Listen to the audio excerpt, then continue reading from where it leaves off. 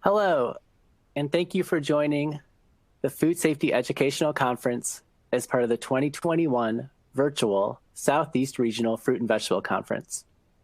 I'm Billy Mitchell, the FSMA Training Coordinator with the National Farmers Union, and I'll be the moderator for this presentation. I'd like to thank Highland Ag Solutions for sponsoring the 2021 Food Safety Educational Conference. Let's watch this short video provided by Highland Ag Solutions.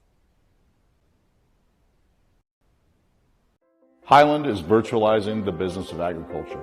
From soil to sale, we are uniting growers, packers, marketers, and their customers in ways never done before. In today's global marketplace, competition has never been fiercer. You need innovative tools to provide business and market transparency for the industry to remain sustainable for future generations.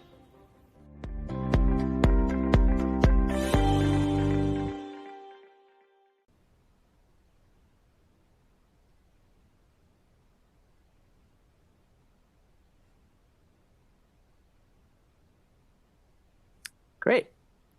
Pesticide CEU and CCA credits are available for most presentations offered during the live Southeast Regional Conference. Check the Pesticide CEU guide for a list of approved presentations and participating states.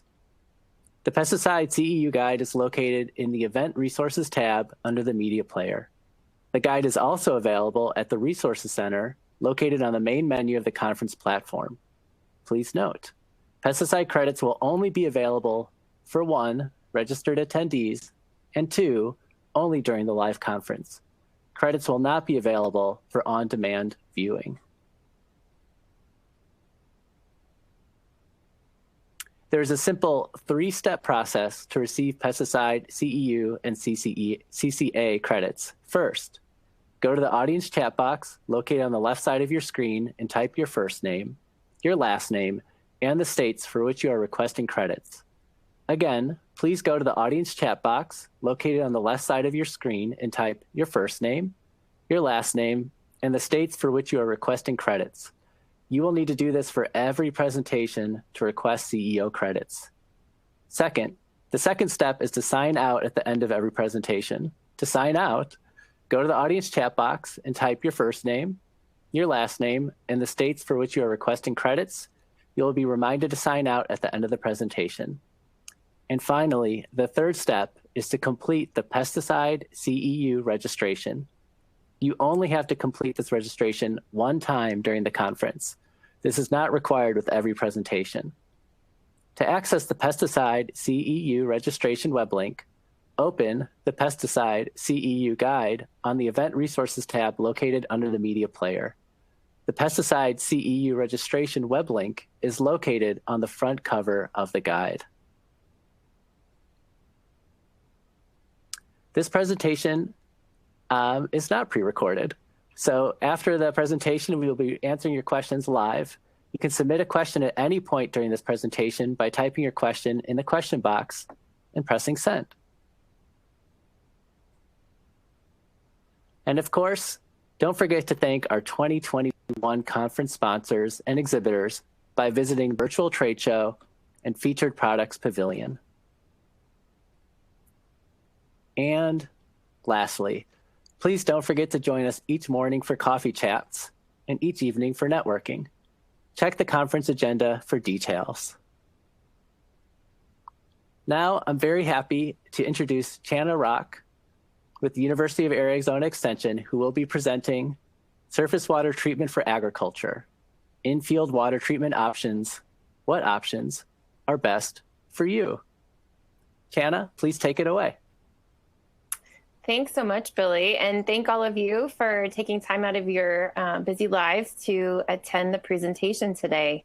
So today I'm going to be going over some of the work we've been doing here locally in the Southwest, specifically related to agriculture water treatment and potentially how that overlays with work being done in other parts of the country, including the Southeast.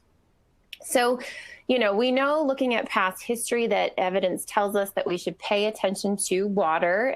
Most of the irrigation water here in the Southwest is surface water, but many different types of water sources can be potential vectors for pathogens. And what I mean by a vector is that water can move pathogens from one place to another. So we have to be specifically aware and concerned about them related to their transport of pathogens.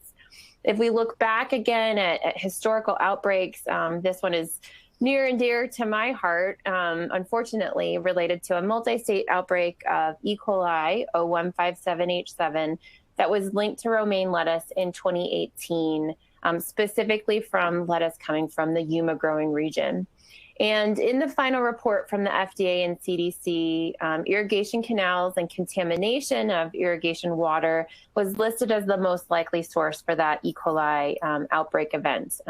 That the E. coli was in the water and that potentially it got onto leafy greens through an irrigation. A little more closer to home in the Southeast, this is more recent. This was earlier this year in August, or last year now in 2020, August of 2020. This was looking at Cyclospora, which is a protozoan parasite found in Florida irrigation water that was also linked to leafy greens. So we know that contamination of surface water specifically is a concern. And oftentimes we're specifically looking at E. coli bacteria, but where did it come from? And so we can think of a variety of different ways that water can become contaminated with surface water, whether it's wild or domestic animals. Think about people. What are people doing? Are they recreating upstream of where you might be irrigating? Or are there stormwater legal or illegal discharges or treated or untreated wastewater? So again, when we work with industry and specifically with growers to assess their irrigation water sources, a lot of work that we do is getting boots on the ground, walking upstream of their water intakes, and really trying to figure out potentially what could be happening upstream that could cause potential contamination. When we think about pathogens in the environment, generally we think about the time that those pathogens might be living or dying off in that environment, and it allows that opportunity for them to die off over time. Bacteria specifically need very narrow conditions for them to survive. And so we think about, again, just like people, think about the temperature of the environment. Is there UV light that could potentially degrade them? What about the oxygen requirements and other or nutrient requirements? So generally what we see is once a pathogen is introduced into a water course or system, they're going to decay over time. They're going to die off over time because the environment are not an ideal conditions for their survival. However, they can be transported, as I said before. And although we don't get a lot of rainfall or runoff here in the Southwest, and certainly on the Southeast and other parts of the country, that can also be a major driver with pulling pathogens down into a water course. So some of the work that we've been doing over the past 5 or 6 years is really trying to look at what influences irrigation water quality and more specifically, the bacterial loading in surface water. So as I just alluded to, precipitation, rainfall, and runoff are largely drivers of if you're going to see elevated levels of bacteria in your surface water. The second driver that we found was temperature, so that's going to play a big role. One of the things that we were a little bit surprised of is that the conductivity or salinity of surface waters also seem to be a good predictor of that bacterial loading. And then finally, sediment. And so if you think about it as, say you have a rainfall event and that's flushing over the land and picking up potential fecal matter or sediment, bacteria like to move and be transported or co-located alongside that sediment. They kind of stick together oftentimes. And so we do see correlations sometimes with sediment and bacterial loading. So because of all these questions related to agriculture water, for those of you who are not familiar, in 2007, California and Arizona Leafy Greens marketing agreement kind of came together really to raise the bar on food safety. And this is kind of the first time that we saw agriculture water being assessed for acceptability of produce and more specifically leafy greens. More recently, in 2013, with the Food Safety Modernization Act, there were then proposed regulations related to waters used for produce production. Here are the numbers I have up on the screen, specifically related to generic E. coli. However, these numbers are pending. And so we're kind of all waiting on pins and needles for FDA to kind of release their revisions on acceptable criteria for surface waters specifically, and what that might look like. But really, this was kind of the first time that we started to think about water quality and pathogens and indicator organisms and how we would manage them related to produce production. So more recently, again, with the new metrics in Arizona and California agriculture under the LGMA, these were approved in April of 2019. And this is where we saw, again, a division between type A water, which we consider groundwater or municipal water, and type B water, which is our surface water. And then for that type B, the new regulations say, or metrics say, within 21 days of harvest for overhead irrigation, there can be non-detect generic E. coli. So while in some locations that can be easily attainable, in most locations that cannot. So there are low levels of generic E. coli in most surface waters across the country and world, in fact. And so if you're using a water source for overhead irrigation, specifically in these states under the LGMA, you're going to have to probably look at some alternative, be it water treatment, to be able to meet that non-detect generic E. coli standard. So related to that, within the metric, it states that the water should be treated with a US EPA approved sanitizer in accordance with the label specifications, guideline for use, and then also consideration of environmental impacts. More recently, because there's been a lot of push about questions related to labels and labeling specific for the reduction in generic E. coli or human health pathogens, in July of 2020, FDA announced a new protocol that they developed to help with the registration of treatments for pre-harvest agricultural water. It's basically a protocol that the FDA provided a standard operating procedure that they would give to a chemical supplier. That chemical supplier would take that protocol, contract out with a third-party laboratory, and basically use that to standardize what we call their log reductions, or their reduction in bacteria. And so this testing protocol is really intended to help these companies and in the end, help a grower meet that new regulation by having a chemistry that's labeled appropriately. So within that testing protocol, they have 2 strains of Shiga toxin producing E. coli, or STEC.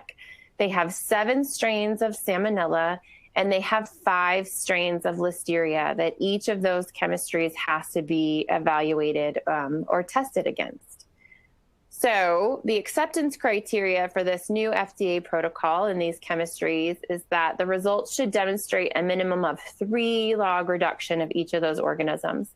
So we've been doing a ton of work trying to work alongside industry to figure out, well, what chemistries are you using? And then working alongside chemical manufacturers to say, okay, well, let's evaluate them to see if you can meet this 3 log reduction. And so what we've been doing is looking at our own research, but then also looking at research from others to evaluate, well, what are the current log reduction values for ag water chemistries? Is 3 logs even feasible? Essentially, you'd be taking it from 1,000 down to non-detect. And so is that really feasible for some of these chemistries and some of these water sources? And then how does this compare with what we already know about treatment from the drinking water arena or also the wastewater arena? So we've been treating water for people to drink and been treating wastewater for discharge into the environment or reuse for a really long time. So what can we use from that prior knowledge at those industries? So I'm going to walk through the characteristics of the 5 most common disinfectants that are currently being used in the wastewater arena. And we do see there's some carryover between what we see being used historically with wastewater as what we're starting to see with irrigation water or ag water, pre-harvest ag water. So the first is free chlorine. I've highlighted the red box around effectiveness for disinfection of bacteria, specifically E. coli. It's generally excellent at that. Combined chlorine, which is free and total chlorine, it's good. So generally, we expect it to be fairly good at generic E. coli. Chlorine dioxide, which is another derivative similar to free chlorine and combined chlorine in a gaseous form, also seems to be very good. For ozone, that's another one we tend to see. It's also fairly excellent. And then UV light. So there's pros and cons to each of these different types of disinfectants and whether industry would be able to implement them or not. But I wanted to at least put this up to provide some overview on effectiveness of these different technologies or chemistries. So I think one of the biggest things that we face and challenges we face is that disinfectants and sanitizers don't just kill instantaneously. And it's really dependent upon these 5 different factors that I have listed below. So the first is, well, who are we trying to kill? Is it salmonella? Is it E. coli? Is it a protozoan parasite like cyclospora? So dependent upon that pathogen or indicator, there's going to be different chemicals that you may or may not want to choose. The second is the concentration of that chemical. And so we think about that related to the dose. Do you need a really high dose? Do you need a really low dose? And that's also dependent upon the time. So the contact time is the amount of time that that chemistry is in contact with that microorganism in the water. It takes time for these disinfectants and sanitizers to effectively kill or disinfect or inactivate these microorganisms. And so if you don't have enough time, you might have to up the dose and use a higher concentration. If you have an extended period of time where they're in contact with each other, potentially you could use a lower dose. And it really depends on the organism and the water too. Fourth is the temperature of the water. So what we know from some of these chemistries and really looking at some of the processing facilities is that temperature is very important. Some of these disinfectants or chemical disinfectants really need a very specific window of temperature for them to be most effective. And the same goes for pH. So pH is very similar to that. With some of these chemistries, they may be able to work with a wide range in pH of a water source, and others may have a very narrow. And those are all going to impact the ability of that chemistry or device to be able to kill or inactivate a microorganism.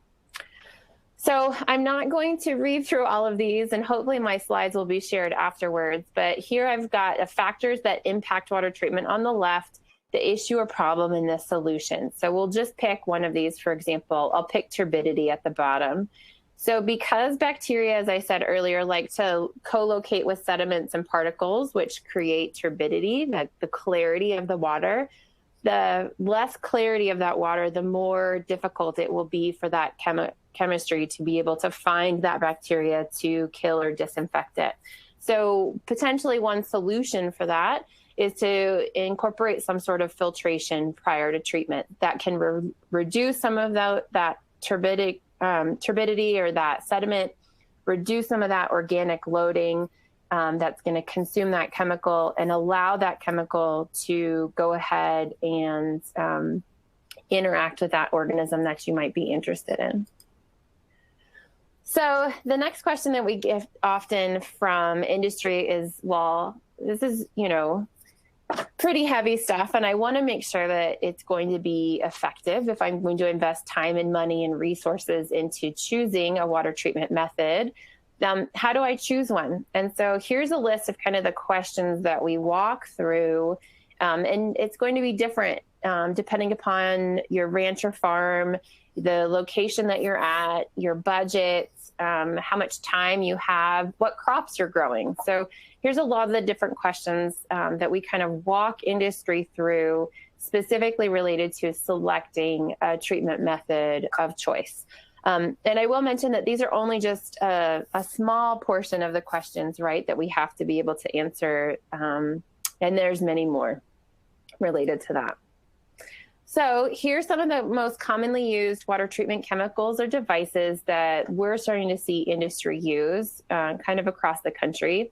We divide them in two different categories. The first is a physical or pesticide device, and the second grouping is chemical. So with physical, we do see heat sterilization, UV light, filtration of some sort, or ozone. With the chemical, the ones that we see most often used are PAA, or peroxyacetic acid, any of the chlorine derivatives, whether it's sodium or calcium hypochlorites or chlorine dioxide. We don't really see copper or silver ionization or bromine anymore, but they have been used historically. And so again, those are highlighted in pink or red are the ones that we are most commonly seeing. I will say, again, there's pros and cons to each of these. One of the issues specifically with UV light is obviously it's going to be a more expensive technology that you're going to be putting together in your system or next to your irrigation pump or your irrigation system. It's going to require energy related to that specific site. And potentially you might have issues with turbidity related to that. So that's just one of the issues related to UV. However, it is very effective, and we see it work really well if you have the right type of clarity and the right type of energy requirements and can invest in something like that. The others, the chemicals that we see, I will say that everyone comes and says, well, which one do I use? And we always come back and say, well, all of them will work. It just depends on how much money you want to invest or the time and how they're designed. And so we've been successful at each one of those chemistries that we've highlighted in red down below, that it really takes some forethought and some playing around with the technologies to really get them to work. But in general, most of them, if not all of them, can work for you. So will it work? What are those important considerations to be successful? So again, as I was talking about before, those 5 different factors. Well, who are you trying to kill and how much of it is there? So pathogen loading. So this is where we really try to push for historical water quality monitoring for generic E. coli in your source water. And so this is a big push under the Food Safety Modernization Act. It's a big push that we do for cooperative extension to help industry try to assess their water sources. And so, you know, what are you trying to kill and where are you starting and where do we want to end with? Also that contact time. And so do you have, seconds as you're moving through the distribution system, or do you have a reservoir, or do you have a tank that you can potentially add that chemistry to and allow that to work a little bit more? I think once growers kind of get through that initial set of considerations, we also like to discuss quite a bit on beyond that capital equipment cost that you might, or that chemistry cost, what is the ongoing operation and maintenance cost? Also, who is going to be managing these systems? Can an irrigator manage this? Are you going to have to hire an additional person to be doing this? And who's going to be doing the testing and troubleshooting if it's not working appropriately? What we are starting to see is that we have a number of companies that are now offering services to growers, that they will come assess your source water, recommend a system or a chemistry, and then provide a third-party service to be able to manage and monitor that. That's expensive, however. And so, do you want to go that route, or do you want to be able to train someone up in-house to be able to do that? So fortunately, we're able to provide some of that support for industry here in the Southwest, or at least get their folks, boots on the ground folks, trained up so that they can be that support for their industry. So one of the other things that I wanted to discuss briefly, and I wanted to show some examples of our data, is really about what does it look like in the distribution system. And so there's been a lot of debate in things There's been a lot of debate whether water sampling should occur at the first sprinkler head or the last sprinkler head. And so here's two examples of that. We have total coliform bacteria on the left in the y-axis. We have time in minutes along the x-axis. And we have two different treatments. The purple bars are the last sprinkler head. The blue bars are the background, so your source water. And then the red bars are the first sprinkler head. So from this, what I want you guys to see is that it takes some time for that chemical to make it to that last sprinkler head where we start to see the bacterial numbers drop to non-detect. So where you see those purple bars start to disappear is where we start to see that chemistry make it to the last sprinkler head. So it's not instantaneous. So there's going to be untreated water that makes it onto your field. Additionally, anywhere we see a red bar is where we see what we call breakthrough. So you see bacteria starting to break through at that first sprinkler. So again, it's not consistent. It's not 100% all the time. And we're working really hard to get the regulatory community to better understand that. Here's another real life grower scenario. We're looking at pH, temperature over time, and we're also looking at a sulfur burner. And so basically what we can see is the pH in green when the sulfur burner is turned on versus when the sulfur burner starts and is turned on and off. The kind of tealish bars related to chlorine residual. So you see where it comes up and it starts to go down. The minute that the sulfur burner starts, where that red circle is on the left-hand side, that chlorine is basically gone. And so you really have to think about what else you're doing during water treatment. Are you pH amending? Are you doing fertigation? And what impact that will have on your water treatment chemistry. The last couple slides, I'll end up talking a little bit about some of the work we're doing right now, specifically looking at disinfection byproducts. And so this is really important for environmental discharge. We know that the use of chlorine and other chemicals in interaction with organic matter can cause what we call disinfection byproducts. We're also looking at long and short-term or medium-term impacts of these chemistries on the microbiome or the community of organisms in the soil and on the plant surface and near the plant root zone, because we don't want to necessarily have issues. Maybe we do really good at treating the water, but maybe we also knock out all those beneficial microorganisms. So we have to be concerned with that. So here's a couple pictures of plant tissue, water samples, root zone samples, and soil cores from our team here doing some research that's funded through the Center for Produce Safety. And so some of the recent research, just to end up the presentation, is that we know that these irrigation water treatment systems are highly dynamic, they're highly variable, and we can't expect these sanitizer disinfectants to kill microbes instantaneously. We do see breakthrough of some of these targets, and that's to be expected. And so we have to be able to do the best that we can, but recognize that you're not always going to be treating water 100% of the time. So what we like to say is that water treatment is not a hazard elimination, but rather a risk reduction. It's one more step than a grower can do to reduce that risk of potentially those bacteria that might be in that surface water. And that growers are really up for the challenge, but that it's very challenging. It's very difficult to be able to reduce that microbial loading to non-detect in some locations. And so I thought this was funny. This is one of the growers here in the Southwest Yuma growing region. This is some screenshots that he took from his social media just to show how innovative they are. And so obviously they're treating within 21 days. Water treatment often occurs in the middle of the night. And so they've set up a system where they have that blinking light turns red so the irrigator can be able to look over and to know that as long as that light is on, that water is being disinfected or sanitized. So anyway, just a little example of some of the innovation.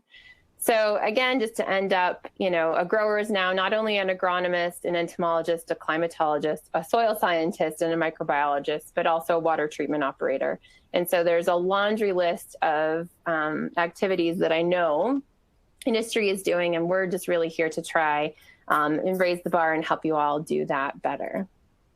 So I'll go ahead and end. I think we're going to go into the question portion. My contact information is here. I'm happy to answer any additional questions for any of the audience, and I appreciate your time.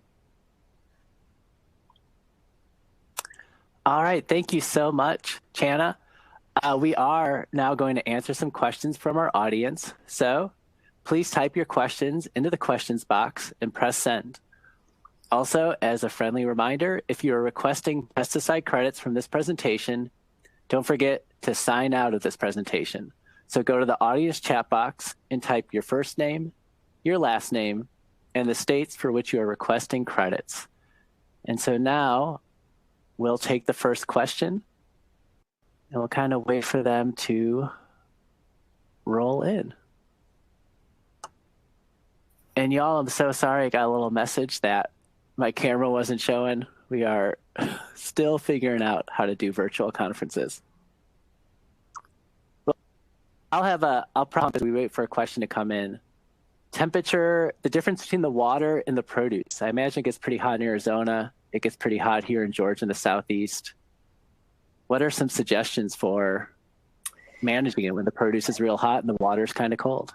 Yeah, actually, great question. So generally, it's for us for irrigation, right? It's more about, what's that good range for that chemistry to work effectively against that bacteria in that water. So it might shift when you want to irrigate. However, we know that oftentimes people might be using overhead water to cool, right? To cool products in a field if it's excessively hot. Well, we might know that if it's really high temperatures, you're not going to get as effective. So you might have to change your dose depending upon the time of day that you're going to be irrigating. But a lot of that's troubleshooting, right? A lot of that is just working with industry to test it out and say, okay, well, what is working, midday, 110 degrees outside versus the morning when it's 70 degrees. So, but yeah, great question. Thanks. And so we'll give folks just a couple more seconds to post something in the chat box. While we wait, do you have a favorite story from a Southeast produce farm? Have you had a chance to come to Georgia, Florida, Alabama? You know what? I haven't, but I have lots. Yeah, I haven't, but I have lots of colleagues that work in that region. I've got some colleagues in Florida, and I think the most surprising things for the Florida folks is seeing that they have to worry about amphibians in their water sources when they're out sampling. And that's been, some fun stories that we've heard. Great. And we have a question in the chat box from Robert, and he says, or they say, do you have any hypothesis why the association with EC/salinity to potential bacterial loading? Yeah, and that's from Robert. So hi, Robert. Thanks for the question. You know what? I think we were initially looking at that and seeing if we also saw correlations with EC salinity and sediment, right, to see if that was coming in for overland flow. And we didn't see correlations there, but we're also thinking about the ability for those microorganisms to survive. So potentially if we're increasing, putting it in a more saline environment, not excessively saline, but a little bit more, potentially are we seeing those bacteria better able to survive extended periods of time? But I will say nothing's definitive. We have other colleagues in other parts of the country that are looking to see if they see similar correlations than we did in the Southwest. Great, thank you.